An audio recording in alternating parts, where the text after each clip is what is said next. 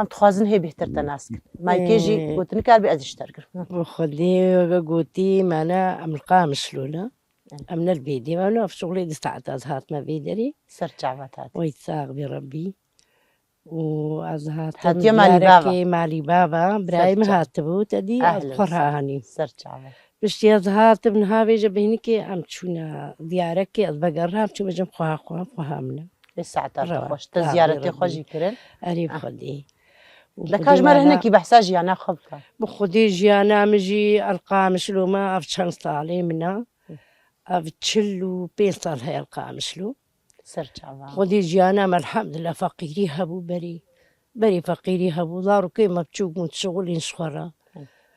ووقو كتشكيم هابون ودي كتشكيم جي تشونا مدرسة حمول مدرسة بون تخندن جانا مع الباوتا مجي دهاتن جمع فحصات قدماندن وخدي جيانا ما هنجي نخشبو